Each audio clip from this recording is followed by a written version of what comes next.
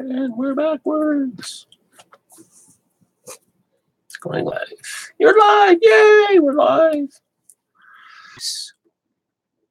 I think I'm going to just keep doing these live ones because it's easier just to get the message out there instead of me editing and having to wait till tomorrow and then not getting so many hits on the channels I normally do. Anyway, as always, if you're new here, don't forget, hit subscribe, hit notifications because I do post on a weekly basis.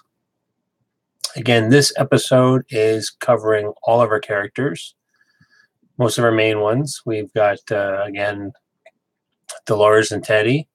Teddy is now Evil Teddy, except he doesn't have a goatee.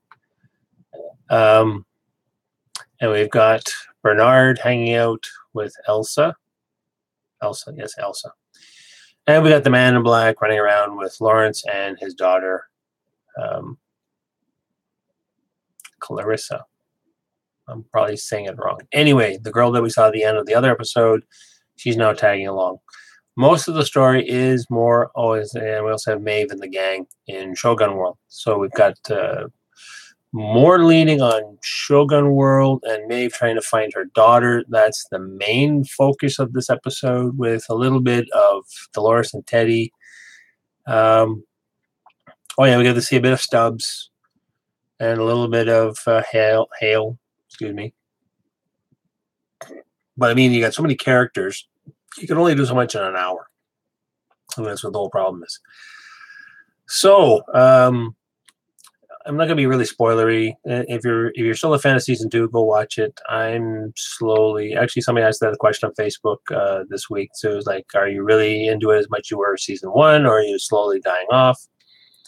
I've been saying this for a while. I guess people are getting tired of hearing me say it too. I'm going to watch the rest of it just because, just see how the show goes. I mean, it was only 10 episodes long, so it's not like, oh my God, I got to go through all these episodes.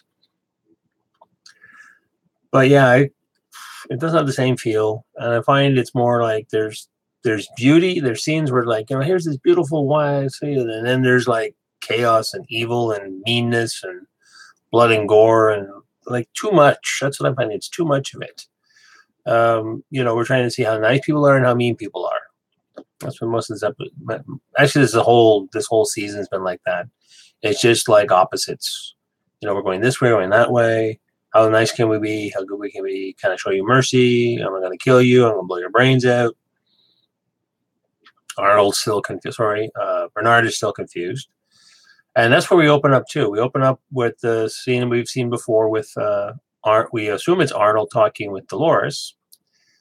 But then after a point, it was that line where he's saying, I'm frightened. I don't know what you're going to turn into, which I do believe we saw at the beginning of season 2. And it was like we were left at that. But now the scene sort of spreads out a little bit further. And what we end up with is actually after their conversation, it extends a little bit further. Actually, Dolores goes, freeze motor functions, and pulls out the tablet, and she starts like she's going to do something. And I'm assuming it's Bernard and not Arnold. And maybe it's when Ford built him and maybe had Dolores test him. I'm not too sure. And she says, well, we're testing your fidelity. So I'm assuming loyalty to Dolores. Maybe this was planned all along, like who's going to be on Dolores' side down the road. And then we got back to Shogun World. They're basically making their way out of there. There's a really cool sword fight. Instead of kung fu fighting, it's Yedo, which is basically sword fighting. Actually, Yedo is just the using of the swords. But basically it was a nice sword fight between Mina Yada. I'm going to get the names mixed up, but the fellow that was in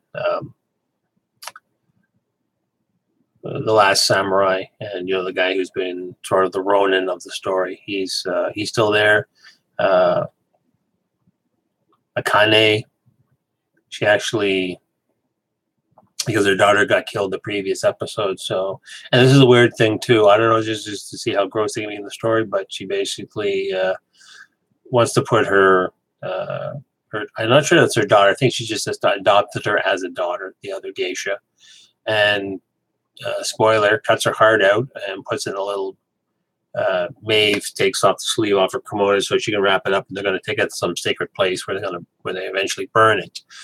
Now, my understanding is if they are trying to follow Shinto, Shinto is about your ancestors, and it's almost like the Japanese equivalent of Star Wars: The Force. There's living things all around us, that kind of thing. Buddhists are like that too.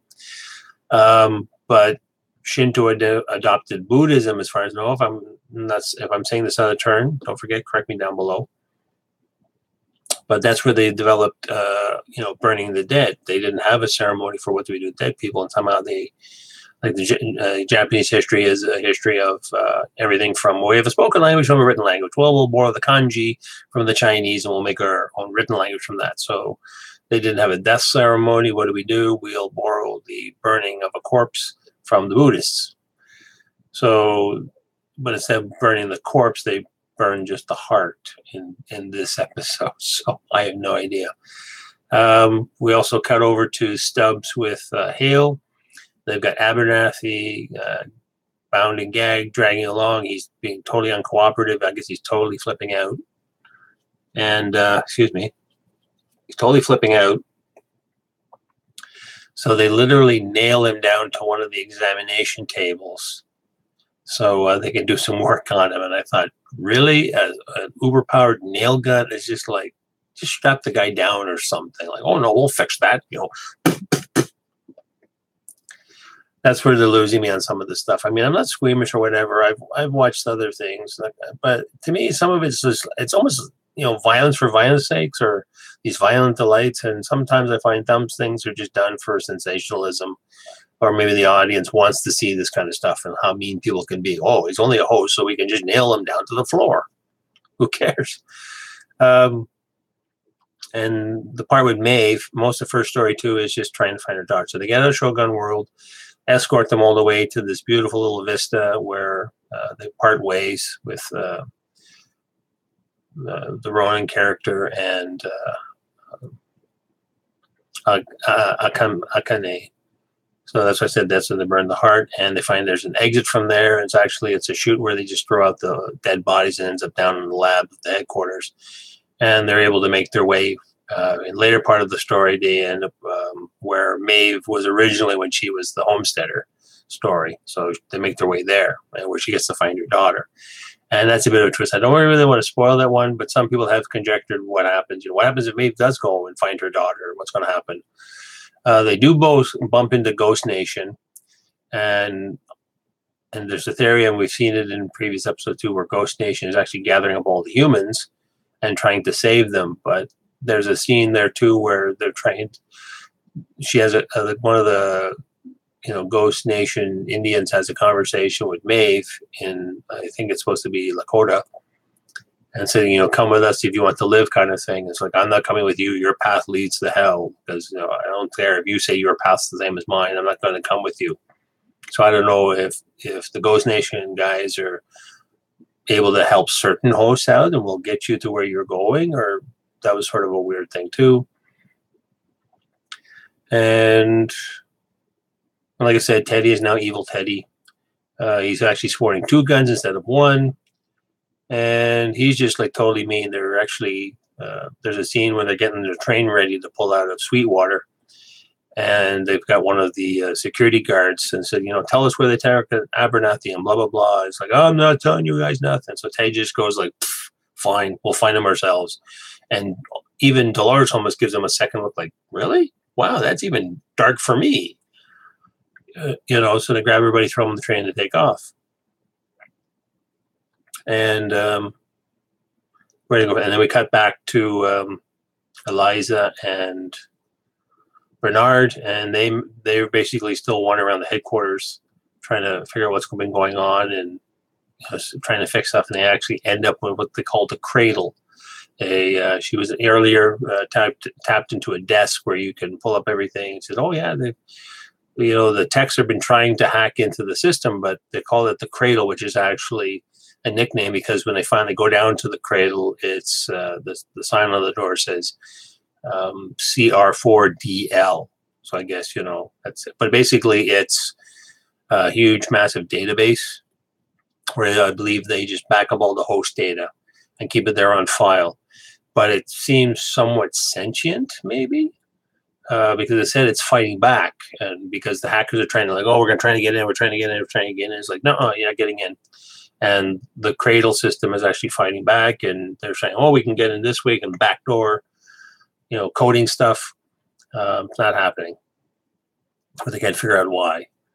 So Bernard has a solution. Remember, if you saw the previous episode, he grabbed one of those little marbly things, and you find it actually that's the if you want to call it the light bulb. I call it the light bulb. Some people call it the cupcake. The thing they've been popping out of the host's head. That little marble thing. I guess that's the part that goes into the cupcake, and I guess that's the core memory, if you want to call it that. So they find the room, and they're actually at setup, and they can't get into, even Elisa can't get into the system as best as using her tech skills. And Bernard says, just hook me up. There's a gizmo there that a MacGuffin he can get hooked up to, and he can actually go into the system, via mentally, or, this is the equivalent of hacking in himself. So he gets hooked up to this machine. It pulls out his little marble out of his cupcake. I know it's very technical terms here. And he gets jacked into the Cradle system. And part of his journey is going through Sweetwater. You see Dolores, you see Teddy. And as the episodes ends, like you cut back and forth to him a couple of times because he's trying to figure out what's going on. But it's just like he's walking through the opening sequence when we saw in season 1, episode 1 of when you go into Sweetwater for the first time. He's going through those steps, and then he actually bumps into somebody at the end, and that's when they cut the credits. There's not too much with the man in black either. He's with his daughter, and he thought she's a host or some sick thing going on with Ford's game. And she's like, no, Dad, I came with you. I came to find you because if you're trying to kill yourself, you're not going to wait because you and I have words to discuss, the usual family bickering. And we're going to get this sorted out. And he finally agrees, like, okay. And, when the sun comes up, we'll go to the beach, we'll hook up with the rescue teams, and we'll get out of here. And actually, he leaves her behind, and he heads off with Lawrence to keep going on his mission to find the door. So I think maybe that's the other part of the thing, too. We've got way too many, that's at least 5 to 6 storylines going on in 1 hour. Because we got so many characters on the go. We've got at least a dozen characters, minor and major. And maybe that's not what's drawing me in, because as far as I remember, if I'm bored, I do have my Blu-ray copy. I can go back to the episodes, but I remember it always seemed to be more focus on certain characters. Like this is the Dolores story, this is the Teddy story, or this is the Maeve story, or this is the William story, or the Logan story.